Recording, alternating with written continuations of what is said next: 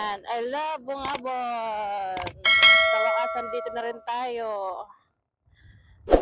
Naalala ko yung last punta namin dito is last year pa. My birthday sa Bungabon, guys.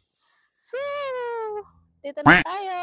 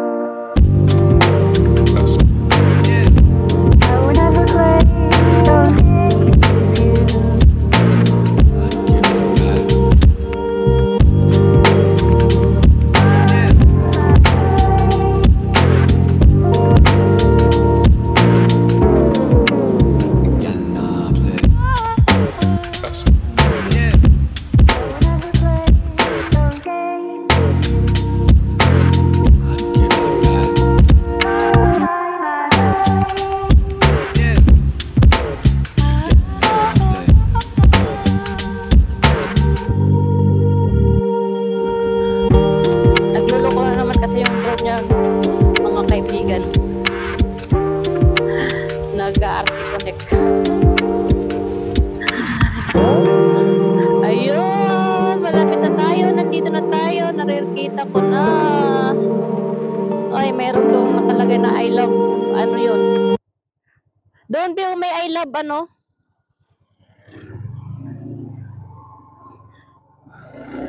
Yun, I love. Labi. Dati, nung first time natin punta dito, wala yan, no? So, magpipicture muna tayo dito. Nandito na po tayo sa labi. Look at that.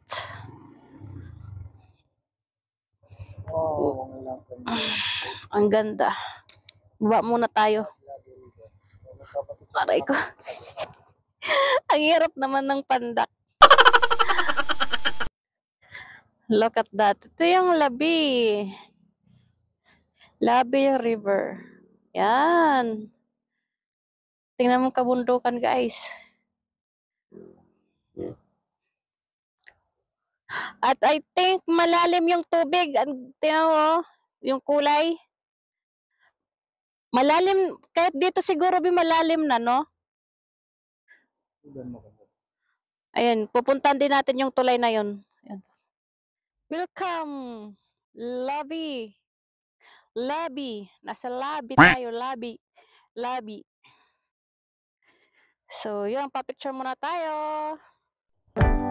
So, yun. Dito na tayo nga sa ating destinasyon sa Labi River. So, tingnan nyo naman guys kung gaano ito kaganda. Kaganda ng kabukiran. So, natry pa rin natin maligo dito. Maya. So, ito po yung Labi River. Oh. Look at that. Look at that.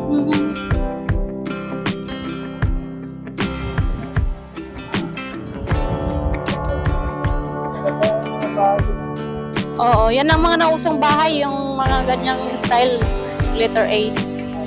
B, di ba pinicturean mo ko dito? Pinicturean mo ako dito?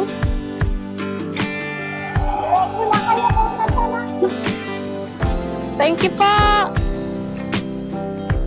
Parang walang customer dito ah. Solo natin na naman, parang last time, solo natin yung ano. Hi, welcome to my guys. So, yun. Dito tayo sa bridge.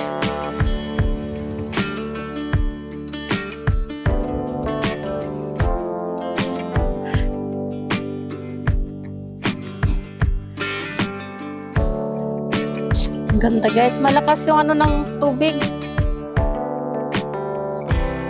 Malakas yung agos ng tubig.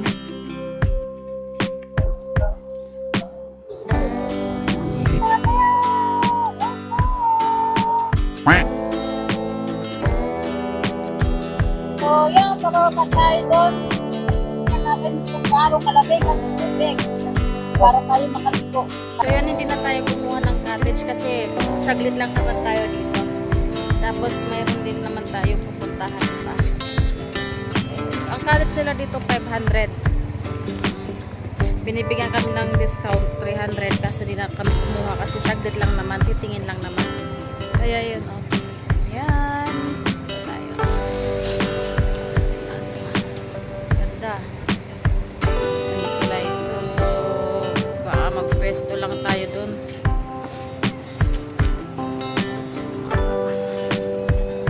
Meron din pala sila dito bihisan, 10.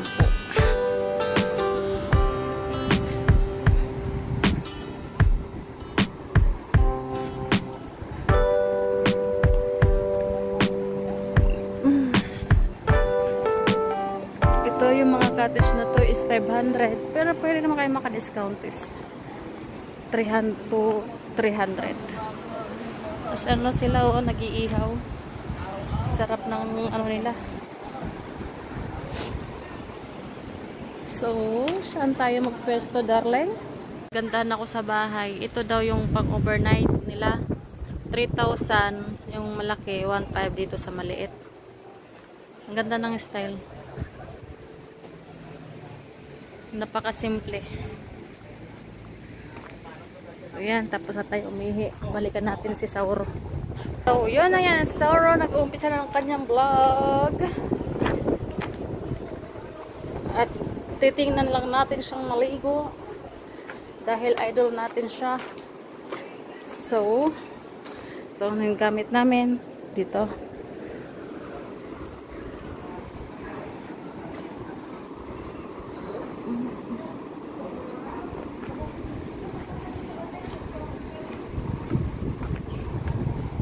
yan, nakapangligo na nga si Sauro.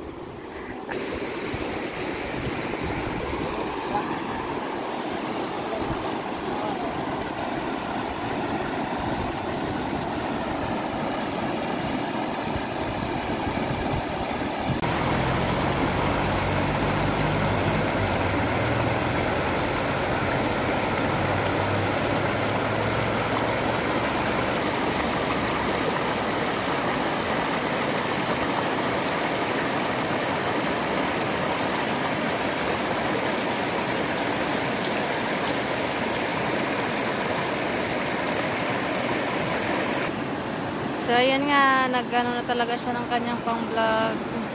At, guys, kung sino man ang makadaan sa YouTube channel ko, please subscribe his channel, Ras Adventure.